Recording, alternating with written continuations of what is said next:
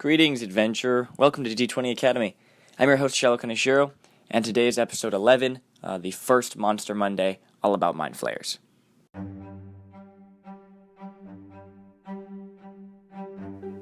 Alright guys, I'm really excited about today. We're getting all into one of my favorite monsters ever, the Mind Flayer. I have mentioned this before, that every Monday I want to be focusing on a different monster. Go over just everything I can. Give you a brief history of the monster and its revisions over D&D history, the different editions of the game and such. I want to do a full breakdown of the appearance and the abilities, without getting too bogged down into the rules and such, and numbers and modifiers and all that kind of thing. Then I want to go into describing the monster's culture, personality, their history, story-wise, what kind of campaign settings we'll probably use them, what kind of environments they live in. I want to, talk about how to use them in your story, in your campaign, to make, exciting villains or to use as story hooks. I'll share with you some of my personal experience, things like that. I want to be doing all that kind of thing here for these Monster Mondays. For today's episode, the audio might be a little whack today, so I want to apologize for that. We just got some birds, two little budgies, so they may be squawking away. You might hear them in the background. And across the way, my older brother is making some music, so you may hear some of that bass or some of that kind of thing like that. So I want to apologize for that up front, but hopefully it doesn't, the audio doesn't pick up too much of that stuff. But I'm really excited about this episode. I've been wanting to do these kind of monster-focusing things for, ever since I started this podcast. But I do also just want to real quick get into something that about this podcast. I probably won't be able to be uploading every weekday, as I said at the beginning. I set that to myself just to, I want to be able to be working hard and making sure I'm doing something, keeping to a rigid schedule. I think it's pretty healthy. But I didn't, believe that it would totally last just uploading every single day. And I don't think that will be the case anymore. Now that summer has started, I have a ton of different things I'm doing. I'm working on tons of different projects and things like that. So I won't be able to completely upload every single weekday as I want. Hopefully, my plan is to at least be 3 times a week. Monday, Wednesday, Friday. At least 3 times a week. Maybe not exactly on those days, but that's my plan. I may, if I just have, lots of work and I'm really busy, I may have to cut that down to 2 episodes a week or so. Or if I have extra time, I might be able to produce, 4 or 5 episodes a week. But I just want to let you guys know, as my life is going to get a little more complex with all those different projects and things, I won't be able to, be uploading as often. But I still want to make these things as quality as possible. It's just they take up too much time. I mean, this episode in itself, it's already taken me over an hour to do, all the planning and research and kind of thing. Typically, it takes me about 2 hours every day to work on these episodes, record them, do planning and researching beforehand, doing all the uploading and the art, not the, the logo art things and the descriptions and all that kind of thing. It takes a lot of work, and, it takes about 2 hours of my day. So, I don't think I'll be able to be doing that Monday through Friday. But hopefully I'll still be able to upload, about 3 times a week, give you guys still, some of this really good content that I want to be producing, talking about the things that I want to be talking about, helping you guys out in any way I can. So, just wanted to let you guys know about that before we continue. But yeah, I'm really excited about today. Planning, researching, all that kind of stuff for this episode is really fun. The monster we're talking about today is one of my favorites ever. One of the first ones I actually used, which I'll actually talk about at the end of the episode. But anyway, let's just jump right in.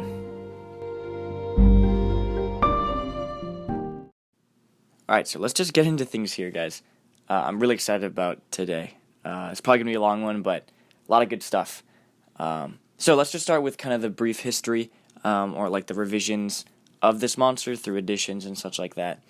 I really find it interesting to look back on the history of, things of how the game has changed over time, in the different editions, how the rules have changed, how maybe monsters have changed, or characters or classes, things like that. That's really interesting to me. I really find this the history of Dungeons and Dragons pretty interesting. And obviously the game hasn't been around for so long. I believe it came out early 70s, so it hasn't been around too long. But I like always looking back on how things have changed over time, kind of seeing the birth of the things and what they are today. I find that really interesting. So Mind Flayers, you may have heard of them, you may not have heard of them. I believe actually in the second season of Stranger Things, they like the big baddie they call the Mind Flayer, and I think they show a picture of it in the show or something if you're familiar with that show. But they're pretty iconic D&D monsters. They are completely original from the game. They're not from any other kind of fantasy content, not like orcs or hobbits, things like that, which come from Tolkien. But anywho, yeah, Mind Flayers are really, really interesting. You might have seen a picture of them before.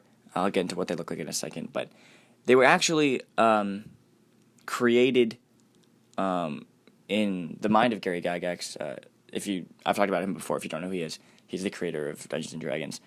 When he saw the original book cover for the sci-fi novel The Burrowers Beneath by Titus Crow, if you haven't seen the cover, probably not. It's one of those kind of older sci-fi fat small books, with that awesome more retro sci-fi art. I love that kind of thing. The art has it's just the ground, and then bursting out of it are these tentacles. And if you kind of flip that, vertically, it could look like, the tentacles from a face, or like an octopus. And I think he saw that and had the idea to put tentacles on a creature's face, which I will get to in a second. But anywho, that's what he attributes the idea of the Mind Flayer from, getting inspiration from that book cover art. So the first appearance of the Mind Flayers were in the Strategic Review #1. That was the official TSR newsletter back in 1975. If you don't know what TSR is the company that Gary Gygax and a couple other people made. That produced games, and Dungeons and Dragons was a product of TSR.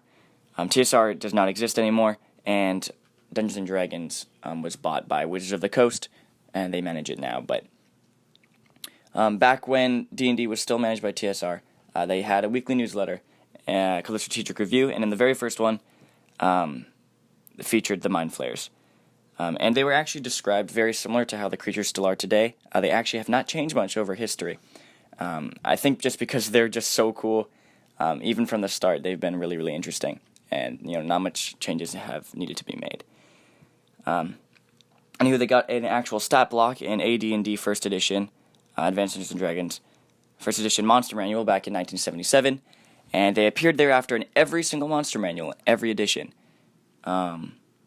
So, First Edition, Second Edition, Third, 3.5, 4th, 5th.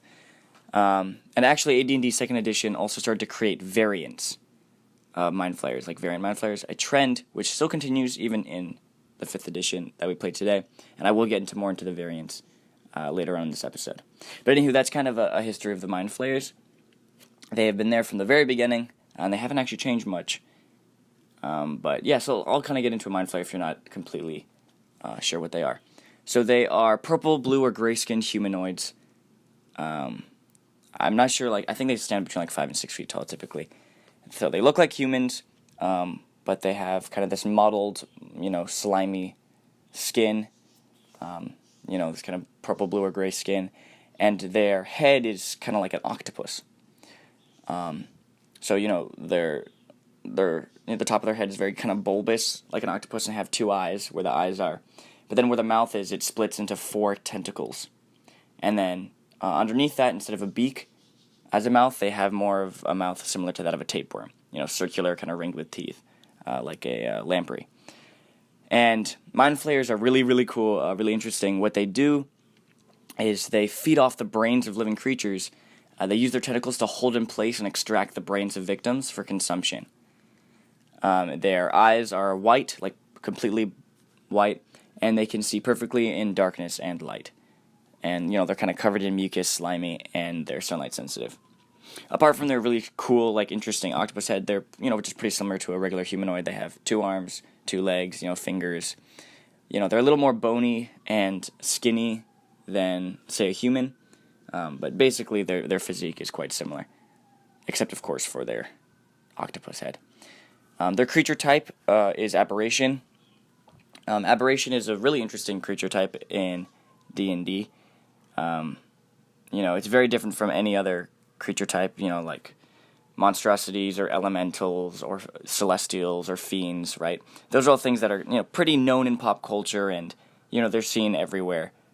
But aberrations are really, most of like the iconic Dungeons and Dragons monsters are aberrations. They're like these alien-like, sometimes even like Lovecraftian kind of creatures that are all originally from D&D.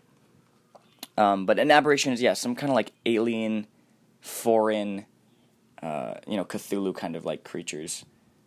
It's a really, really cool creature type. Like basically every aberration is really interesting. And so I'll probably be talking more about aberrations in different Monster Mondays, because they're just so interesting and so cool. But anywho, a Mind Flayer, that's kind of their appearance. Now, as a people, they are like psionic, tyrants, slavers, interdimensional voyagers. They are hyper-intelligent masterminds, and they look to like enslave entire races or civilizations for their own evil intentions. They work together in groups, in like their own civilizations, and they travel throughout the plains, taking over other races of creatures, enslaving them, and they're very, very, very intelligent, and their abilities are very psionic, very psychic, which is really cool, and I'll get into those a little bit later. That's kind of the basis of what Mind Flayers are, but their history, like their culture and like history, that kind of thing, has changed and differed between edition and campaign setting. So obviously, like I've talked about before, depending on your campaign setting and things, races and monsters and all these different kind of things will be different.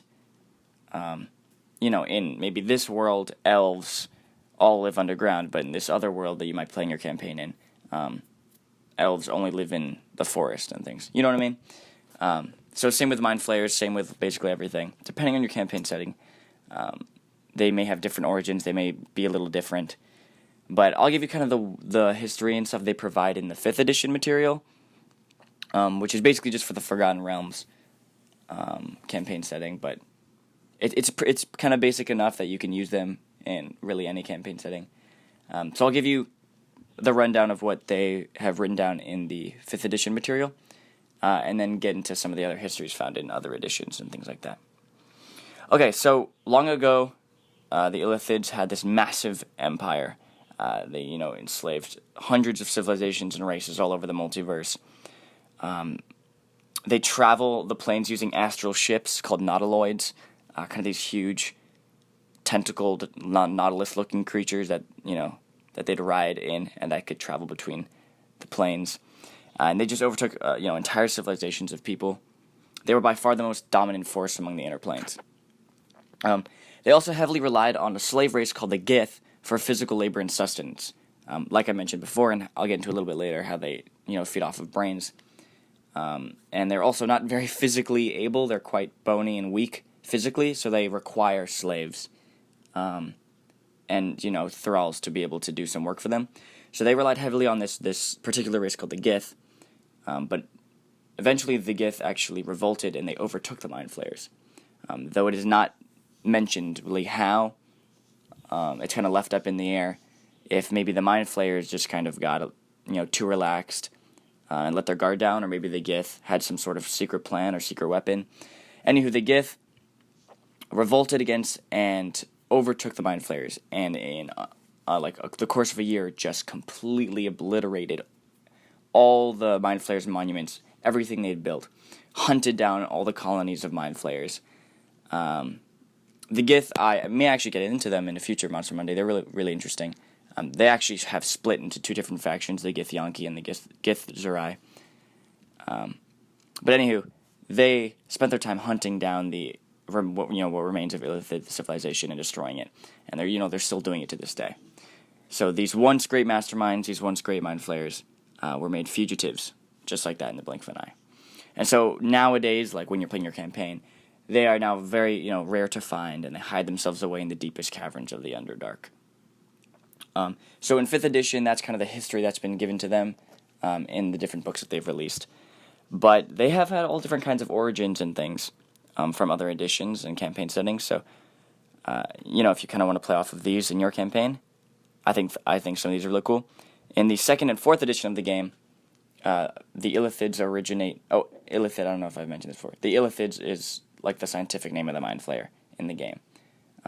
So the Illithids originate from the Far Realm, just this mysterious plane called the Far Realm where no one really knows what it's about. But I think that maybe in your campaign that might be a really interesting place, a cool environment or setting to go, discover what the home realm of the Mind Flayers are, this Far Realm place. In 3.5, this is really, really cool. Mind Flayers are said to have come from the future, where they're about to face annihilation, and so they travel back in time. And so that's why they're in the present, because they are a race from the future that are about to die, so they've traveled back in time. That is really, really interesting. I'll get into this a little later in the episode, but I think that's a really cool origin and history of Mind Flayers. That makes them really alien and really scary. There's also, long ago, an official D&D campaign setting called Spelljammer, which was like fantastical sci-fi. And in that, the Illithids were once humans who had migrated underground, and they mutated into these aberrations with psionic abilities. From the effects of the underground and some magic down there. So those are all these different kind of origins that they've been given in histories. They've been given in different editions. The most information that I can find is for the 5th edition one about the Gith revolting and all that kind of thing. But depending on what you're playing, you can use any one of these, or kind of mix and match. And the Mind Flayer's use in campaign and storyline and stuff, I will get into later on in the episode. But I just kind of wanted to give you a rundown of that. Okay, so next we're going to move on to kind of their culture and their society. So the Mind Flayer's primary environment and biome that they live in is the Underdark. If you're not sure what the Underdark is, it's basically what D&D calls very deep underground. Where all these kind of scary monsters live, and there's tunnels and caverns and ancient civilizations and things like that. The Underdark is pretty unique to D&D. They have a lot of information about it, tons of monsters are in the Underdark. There's tons of storylines and modules based off of the Underdark. It's a really, really cool environment and biome. And Mind Flayers are primarily down there, because that's where they can hide away and start building up their empires once again. Hiding away from the Gith, who are trying to hunt them down and slowly start rebuilding. So here in the Underdark, they dwell in tunnels and caverns. They need to be able to be near to other creatures that they can enslave or use for food, but also hidden away so they can't be easily found. Mind Flayers live in colonies and are much like ants, and that they all answer to a hive lord, or a queen. And in the Mind Flayer's case, this is the Elder Brain. The Elder Brain is a massive tentacled brain, and it's the hub, it's the overlord of the entire colony. So due to the Mind Flayer's unique psionic abilities, they can communicate telepathically. And so because of this, a colony forms a sort of information network with the Elder Brain at the center. So that what this means is that anytime a Mind Flayer in the colony learns something, the entire colony learns of it as well. And so they all kind of rely on this collective library of memory and knowledge. That is I find that really, really interesting, really, really cool. The Mind Flayers are just so cool. But basically, the Elder Brain, as the hive lord of these colonies, much like an ant queen, it needs to be protected or else the whole colony falls apart. And so it is, kind of this arrogant, power-hungry overlord that, cares both for expansion and growth, but, also survival and, being very wary of, hunters and things like that. The Elder Brain reach is also like not infinite, and it's possible for a Mind Flayer to get out of range of this this hub network. That doesn't typically happen because though each Mind Flayer is unique and has their own personality and things, they all obey the Elder Brain, and they all work together and have similar thinking and similar ideals and such because they all share information and memory. So Elder Brain probably won't send a Mind Flayer out of the colony too often. Like, it's probably a really rare occurrence, but if one does get out of the range, they become disconnected from the psionic network, and they technically become independent. But once they move back in range, they'll get connected back in. So, yeah, that's kind of how the colony works. And of course, they build like these empires and things in the Underdark, using slaves and thralls to maybe carve out caves and tunnels, and because the Mind Flayers are not physically adept, they have to use slaves and beings that they've overtaken to do their bidding. The Underdark is also a good area for them. It's because lots of the monsters and beings down there don't have the highest intelligence or wisdom, and so it can be pretty easily broken mentally by the Mind Flayers and be overtaken by them. Because the Mind Flayers like psionic capabilities, they can kind of break and overcome the minds of other creatures and then turn them into their slaves. So, also, there's something called, I don't know how to pronounce it, like an Ulithrid, I assume. This is a very rare arrival in a colony. It's a Mind Flayer who's just very powerful and like independent. They don't have to obey the Elder Brain.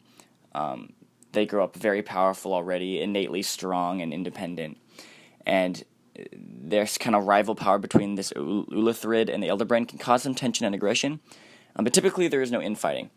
Because what this Ulithrid means is that eventually it will take a portion of the colony and go out and establish a new colony. And the Ulithrid will transform itself into another Elder Brain. So the Ulithrid typically doesn't want to usurp, the brain of the colony that's born into, because, it's not trying to overtake and, become the next ruler, because it will eventually be able to go off and become its own ruler. And the Elder Brain, in turn, understands that, yes, its Ulithrid is quite powerful and kind of challenges my power, but, it's good for the Mind Flayers to be able to, progress and grow. And so this requires new colonies to sprout. So, even though there's some tension for the time that Ulithrid is in the colony, there's, isn't too bad typically. Okay, so I also find this really cool. Mind Flayers, they typically, communicate telepathically. And this is really helpful because it transcends language, so they can not only talk to each other, but also foreigners. Because telepathy, emits, emotions and thoughts, so you don't really have to understand the same language to be able to communicate telepathically.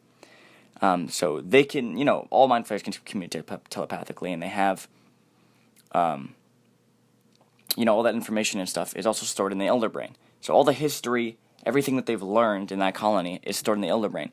So there's really no need for written word when it comes to, recording history and tradition and things like that.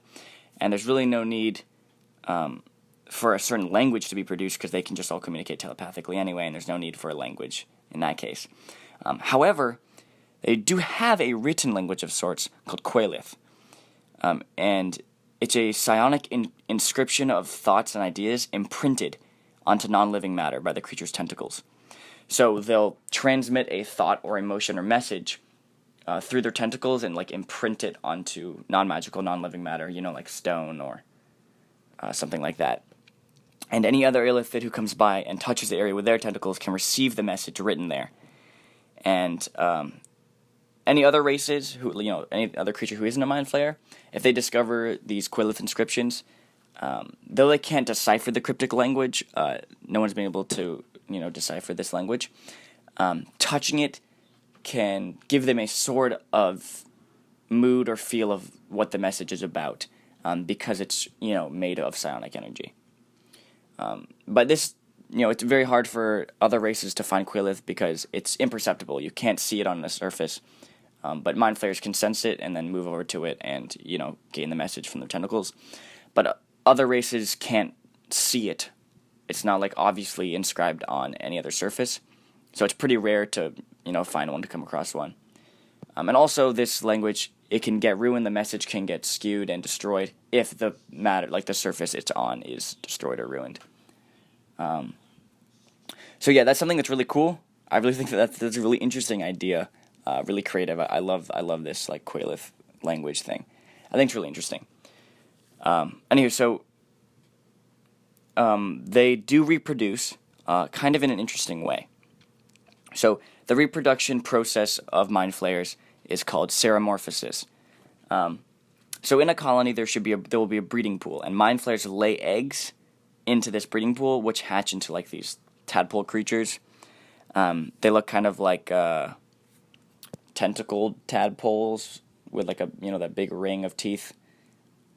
Anywho, these tadpoles don't grow into Mind Flayers, actually. There's a certain process that will turn them into Mind Flayers, which I'll get to in a second. But if this process is not done, this tadpole isn't turned into another Mind Flayer soon, it is just devoured by the elder brain or something like that and absorbed into that consciousness. Oh, real quick tangent that I forgot to mention. When a Mind Flayer is, grievously injured or elderly or about to die, essentially, they get absorbed. If they're nearby, they can get absorbed into the elder brain, and their consciousness and memory is transmitted into the entire hub system. And so kind of in that way, Mind Flayers kind of have immortality of sorts, because their life keeps on going within the memory of the hub of information within the elder brain. Okay, so how does seromorphosis work? How do you create a new Mind Flayer? Well, you have to capture some sort of creature and break its mind with all the psionic pressure, the psionic abilities of the Mind Flayers. So let's say, they have a human slave, they take it, they just completely break its will, its mind, make it, some kind of mindless vegetable that they can order around. They get one of these servants, one of these creatures that they've done this to, and insert the tadpole through the nose or ear cavity to the brain. And as this tadpole grows, it devours the brain and then attaches itself to the brainstem, and the tadpole itself becomes the creature's new brain. And then over a week, the humanoid transforms into a new Mind Flayer. Physically mature, but mentally young, because they just got a new brain. So that is super interesting process. It's a really cool idea, really creative concept. No idea how they came up with that. But I just find, it's not super relevant to story or anything like that, or combat. It's probably not going to come up very often in your campaign. But I just thought that was, that's something that's a really cool concept, a really cool idea that, they invented. Oh, speaking of brains, so I mentioned before that they eat brains. And there is some sort of physical sustenance gained by eating the brain matter. But the majority of the reason that they do this is because of the mental sustenance. They feed off the psionic energy of the brain.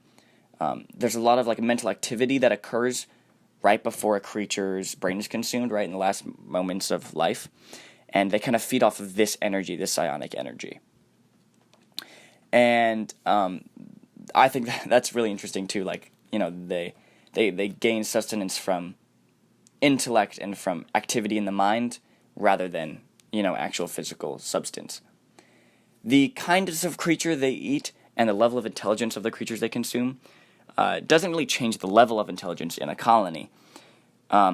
So a colony of Mind Flayers that their primary source of brains is from a race of, I don't know, Nothics. I don't know. I'm trying to think of some kind of monster that would be kind of known. That's not kind of an obscure D&D monster. What are those called? Grimlocks, which are just kind of really dumb, blind, gray humanoids who I think developed from Duergar or something, which are dark dwarves. But anywho, like, feeding off of the mental energy, the brains of like a dumber creature rather than like elves, doesn't really change the level of intelligence of the colony. But it does make this strange phenomenon occur where, like, that colony that's, like, eating the brains of, like, high elves, they'll, like, dress really pompously and, like, take more care about, the way they look and things like that. It's like strange phenomenons kind of like this just occur depending on what they eat. They'll kind of gain some sort of mannerism or trait of, their main food source. So that's kind of cool as well. Okay, so now let's get into, like, kind of the variants that I was talking about earlier. Okay, so seromorphosis is primarily used on humanoids, who are similar in size and physique to Mind Flayers, right? So things like humans, elves, orcs, Gith. The seromorphosis on these creatures will turn them into new Mind Flayers. So these are, typically all the same when it comes to abilities and such. Using seromorphosis on a human and an elf, they'll both be very similar, when it comes to how they look physically and also, like, their abilities. They're all just Mind Flayers. But there are two of these kind of humanoid variants that can occur, both of which are actually in 5th edition material. I believe in Volo's Guide to Monsters, which is one of the books they released. They have stat blocks and descriptions. So one of these is, of course, the Ulithrid that I mentioned before, this kind of powerful, independent Mind Flayer that becomes an Elder Brain later in life. And then the other is an Alhun, which is an arcane magic searching, like, lich Mind Flayer.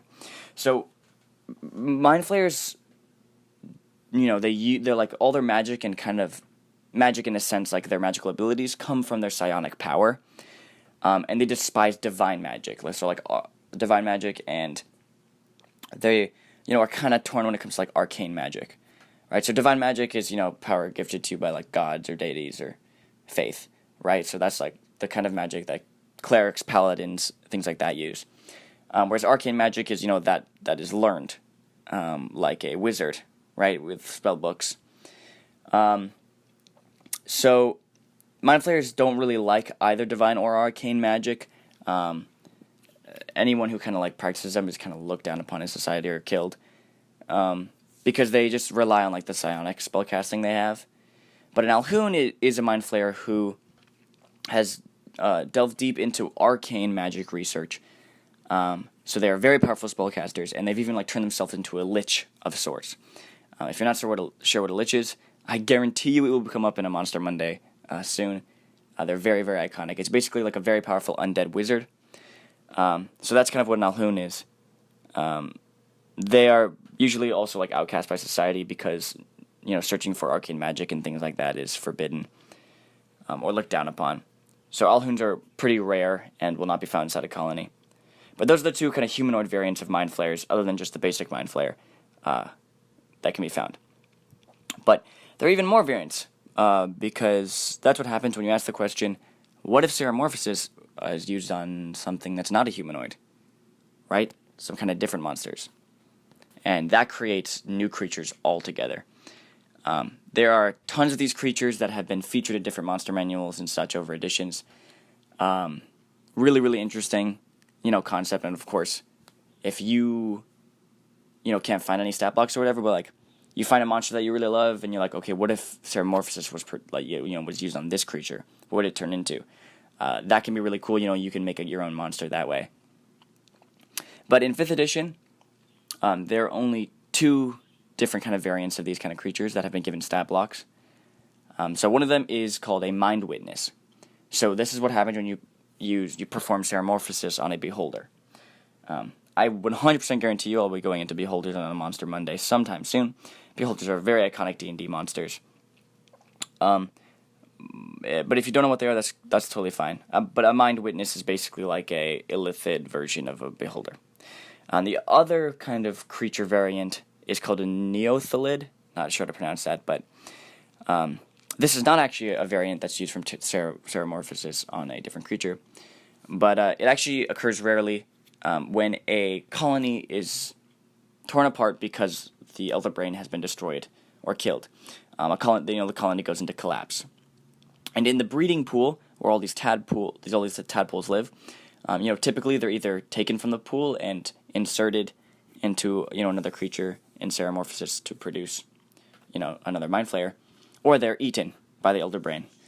So as the colony collapse, there's nothing is happening to the breeding pool. So these tadpoles are growing and growing, and eventually they just start eating each other, and it kind of becomes a survival of the fittest thing.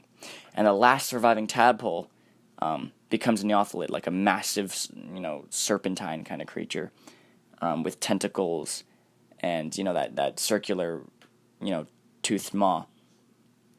And it's also consumed the mind of another different sentient creature, maybe like a humanoid or a slave. So it also has a sort of sentience. And this creature probably goes out on its own. Just a danger in the Underdark. So that's what a neothelid is. So neothelid and Mind Witness, they actually have stat blocks in 5th edition material, but there are other variants from older editions, other creatures that kind of had Ceramorphosis used on them and things like that. These creatures don't have stat blocks as of yet for 5th edition, but you may be able to find some online, or even create them yourself. So one of the coolest ones of these is the Brain Stealer Dragon. So this is what happens when you use Ceramorphosis on a dragon. This is, really interesting. I think that's a really cool concept. And I'm just straight up thinking like Cthulhu. You know what I mean? They probably look something like Cthulhu. But not much is really given about them in the older editions and where this Brain Stealer Dragon creature has appeared. But it's described as kind of being a pseudo-elder brain. If there's a colony that's lost one, it can kind of still act as a leader in that area. There's a Secondi, I believe. I don't know how it's pronounced.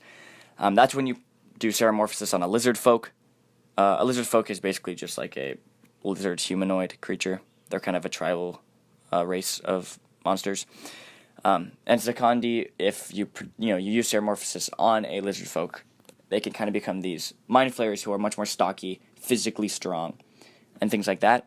So they'll probably use as more like personal guards, and things like that in a colony, just because they make up for what Mind Flayers lack in physical. Physicality. There's also Uchulon, which is when Ceramorphosis is used on a chul. A chul is kind of like a big lobster creature found in the Underdark. Has the chitinous armor and 2 pincers and things like that. And so when you do Ceramorphosis on a chul, it becomes a new chulon, and these are kind of used as hunters, guardians in a colony. And another one is Europhion. Once again, I don't know how to pronounce these things. I don't know if anyone does. But that's when you use Ceramorphosis on a roper. If you're not sure what a roper is, it's a really cool, interesting D&D monster. It looks like a stalagmite, but when creatures get close, it opens up its one big eye and its massive maw, and it unleashes these tentacles, which wrap around nearby, cave creatures and drags them into its mouth. So when Ceramorphosis is using a roper, it becomes, a hyper-intelligent, more psionic using a creature, and this is kind of used as, guards and sentries for colonies. But that's some of the variants that have appeared over time. Like I said before, if you kind of want to create your own kind of monsters, what if Ceramorphosis was used on this kind of monster? I think that's really cool, and, that could be really fun. Okay, now we're going to get sort of into the nitty-gritty sort of things, the stats of Mind Flayers and things like that. Alright, so talking about the basic Mind Flayer, not any of the variants we're talking about, the basic Mind Flayer. They are medium-sized, right, so they're medium humanoids, they're aberrations. Their alignment is typically lawful evil. If you don't really know what that means, or you don't really know what alignment is, last episode was all about that. So go check that one out if you haven't. That was a lot of fun to make. Anyway, they have a challenge rating of 7. I may talk about challenge rating later, but it's kind of a way to gauge their power level and what kind of how well they will fare against your players. But 7 is pretty powerful. That means they can kind of face off against a level of a party of level 5 characters or so. So they have low strength, dexterity, and constitution. Very physically weak. But they do have high wisdom, high charisma, and of course a very high intelligence. They have resistance to magic spells, and they also have a couple simple spells that they can cast psionically. But these spells are just kind of used for utility rather than combat. So, being able to levitate or teleport, not anything like fireball or things like that. So they have kind of two methods of attacking. One is an ability that they have to recharge, but it is a mind blast. So they send out this wave of psionic energy, and it harms and kind of stuns opponents. This can be used because it can be used for long range. It's an area effect, so it can affect multiple creatures. And Mind Flayers typically use this when they're kind of in a tight spot. They need to be able to stun opponents so that they can run away. I'll get into tactics here in a bit of in a second. But that's kind of one avenue they may go in combat, is this Mind Blast attack. And another is to use their tentacles and then to extract the brain. So these are two different attacks. The first one, it requires them to wrap around a creature with their tentacles and hold them, grapple them close. And then the second attack, once they've grappled someone, is to attempt to extract the brain out of their head. And maybe even kill someone. So this can be a really powerful attack, but it requires them to be, engaged with the creature. They have to be in melee range. So their battle style, their tactics in battle, is kind of that as a leader or a spellcaster. So they're very squishy, do not have a high armor class or high health. So they tend to be in the back, not at the front lines at all. And they, want to keep opponents at bay with minions that they have, slave, thralls, things like that, who are more physically strong. Because if, like a barbarian or a weapon wielder comes up to a Mind Flayer and starts hitting them, with swords and stuff, it can go really downhill for a Mind Flayer really fast, just because they're quite weak. So because of that, they like to stay back, order their monsters, be more of a mastermind in a battle. They're very, very, Mind Flayers just in general, are just always very wary of their surroundings and being, attacked at any moment, ambushed. So they, always have minions and guards around them, and, are always trying to make sure they're in a safe position. And, of course, the main kind of creature like this is the Elder Brain. The Elder Brain cares most about its own survival, and, will always try to make sure it's in the safest place possible. Mind Flayers are also, they're very intelligent. They're very smart. If they see that they will not win a battle, they'll probably try to get out of there and save themselves. They won't keep fighting until, either side wins. Typically, if, because they're so intelligent, they'll be able to read how a battle's going and then determine whether it's, smarter to continue attacking or to pull back.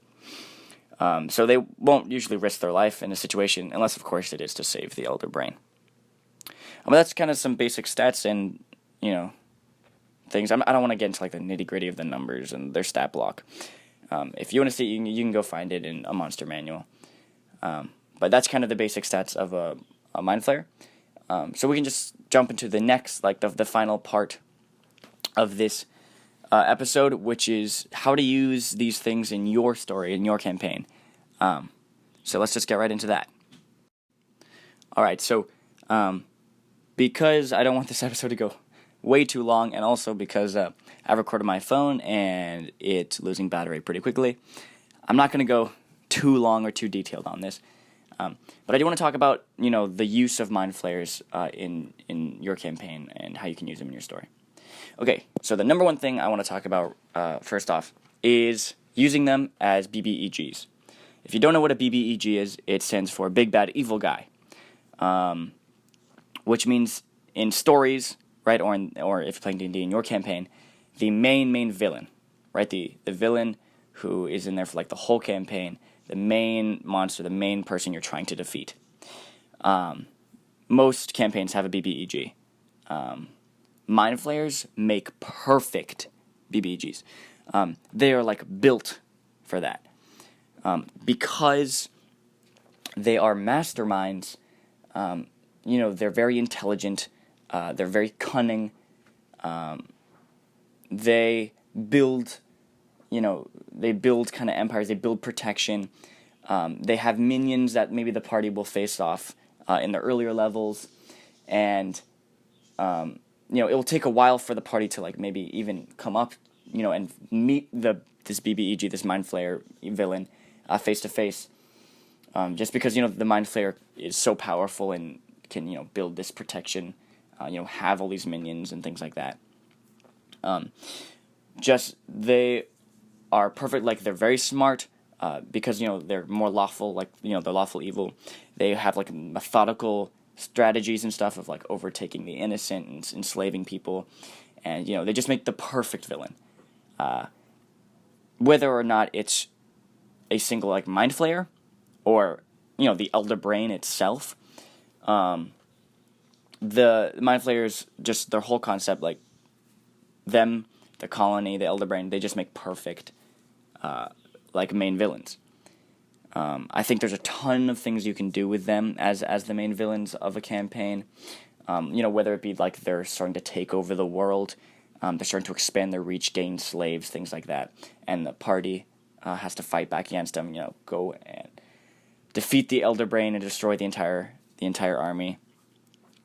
Or maybe you're playing in a campaign where the world has already been taken over by Mind Flayers, and your party starts as slaves, right? And they're trying to revolt, just like how the Gith did. Whatever it is, just Mind Flayers are just perfect villains. I don't think that they should or can be used like as kind of like throwaway encounters and things like that. Basically, like, what that means is, if your players are adventuring through a certain environment, you may just throw an encounter at them, maybe for a couple reasons, just to get them familiar with the environment and the monsters that live there, or to, make the game exciting again if it's been, kind of been bogging down in role-playing and stuff like that. But I don't think Mind Flayers are really, really good for that. They're not, they're not that good in combat, to be honest. They're not super strong. And it's hard to play like a lot of Mind Flayers at the same time in combat. There's kind of a lot to keep track of. So for like kind of just a throwaway encounter, I don't think they're very good for that. They can kind of be defeated, sort of easily depending on how you play them. But I think they are meant much more for being the BBEG or more of like a minor villain in a campaign. Instead of just thrown at the party just for an encounter. Also, they can have like personal ties to the players. Give the players the party like personal reasons to go out and destroy them or face off. Mind Flayers, they've built their civilizations on the backs of slaves. So maybe the party, maybe some of them were once slaves, or people they love have been taken captive, and they want to go save them. Maybe some of the party members are Gith, right, and they want to right the wrongs that the Mind Flayers did to their ancestors. Maybe even something to do with Ceramorphosis, right? A player, maybe one of the PCs, his older brother was, transformed into a Mind Flayer by Ceramorphosis after he was taken captive. And, now his brother wants to come kill him because he's a Mind Flayer now. And so he wants to go out and destroy the Mind Flayers for what they've done to him. Anything like that. I think Mind Flayers also can have, you can create cool stories and have them connect to PCs in a meaningful way. Definitely if they're the main villain, to make, confrontation and things like that more meaningful. Mind Flayers are also a cool way to draw players into the Underdark. Like I mentioned before, the Underdark is a really unique environment for D&D. There's tons and tons of really cool monsters D&D has for the Underdark. So many cool encounters, like environments that are in the Underdark. Pits of lava, waterfalls, floating islands, all this kind of crazy environments you can have in the Underdark, all these really cool, interesting monsters. And Mind Flayers can be a reason for them to go into the Underdark, right, to eliminate a growing colony, or to find a renegade Alhoon or something like that. As a plot hook to draw players into the Underdark, and once they're in the Underdark, you can start, showing off all the cool things, cool monsters, cool environments, things like that. Just the Underdark is a great environment, great biome for exploration, battle. So Mind Flayers can also be a meaningful way to be used as story hooks to draw players down there. So here are just some ideas I had as I was, just kind of thinking about these, doing some research on them, planning for this episode. Maybe like an original campaign setting, if you're DMing, like you've built the world, or, honestly, like with D&D, right? You can take any campaign setting and make it your own. It doesn't matter. But maybe change Mind Flayers a bit to be, non-sunlight sensitive. and they have like an empire, like a civilization above ground where like the Elder Brain rules in a fortress. Excuse me. I think that could be really cool. Instead of having them kind of hold up underground more as like fugitives, hidden away, have them be like, you know, a threatening like superpower, like civilization. That could be really cool. Also playing around with the nautiloids, playing around with their astral ships, seeing what you could do with that. Their planar travel. I think like a planar traveling, like massive tentacled ship creature. That's a really cool place for an encounter. Like I would love to run a fight there. That could be, you know, really, really cool. It's a really cool environment. And also, depending on, you know, kind of what you've done with the Mind Flayers and their origin in your world, even play around with time travel, maybe. Like that other cool, really, really cool thing I told you before about how they're actually from the future, and they teleported back to avoid, you know, annihilation and extinction. Maybe play around with kind of time travel, things like that. I think that could be really cool. Those are just some ideas I had just for, you know, their use in campaign and story. And just before I end this episode, close this off, I want to talk about some of my personal experience with the monster. So actually, Mind Flayer was kind of one of the first villains I ever created. Back when I started getting back into D&D, right, I bought a couple of the 5th edition things. Playing, you know, some one-shots and stuff with my siblings. Didn't do a lot of planning or anything like that. It was just kind of, hey, like, let's just play D&D right now. So we just did. Before I started a campaign and, you know, had more of a methodical rhythm, you know, spent more time planning and stuff like that. For my birthday, I invited some of my friends and all their dads to play D&D. You know, I'd learned enough to play a thing.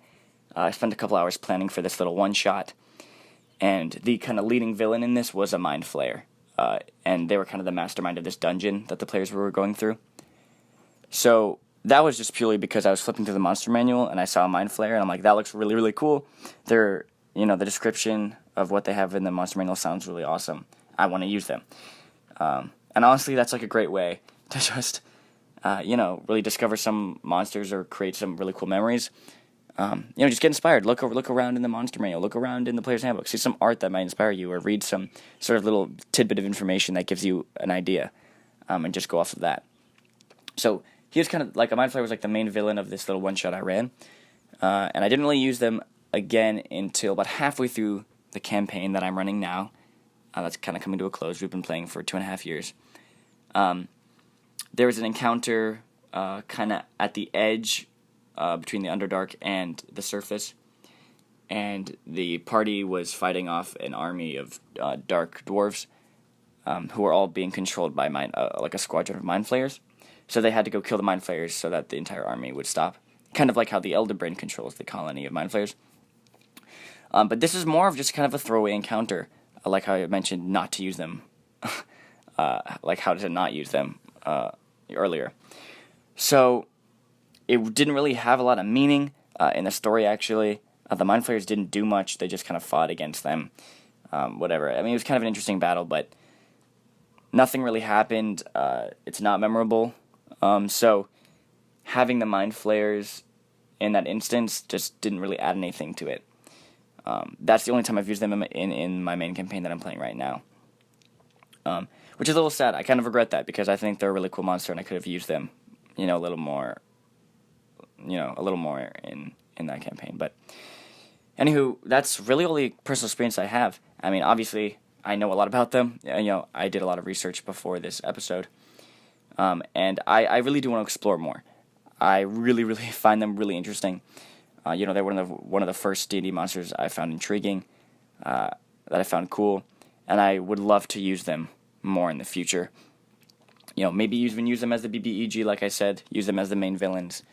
I don't know, maybe even create them as a playable race. I don't know, I think Mind Flayers are just really, really cool. I just love all the you know, the concepts they came up for them. You know, just the random piece of information, like how they reproduce and, you know, how they, like, eat brains. Like, I just think that's really interesting. A lot of creative energy has clearly, like, been spent on Mind Flayers. I think they're a really unique, really interesting monster. And they were just an obvious first choice for me, you know, for this first Monster Monday.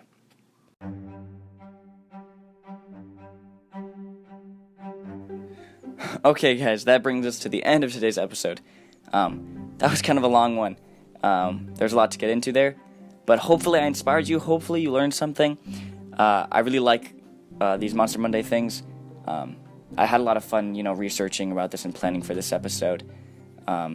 There's tons of other cool monsters I really want to get into and show you guys in the future. So look out for these, hopefully every Monday. I'll be spotlighting a different monster. But, yeah, I really enjoyed making this episode. I hope you enjoyed it as well. Thank you so much for listening, and have a great day.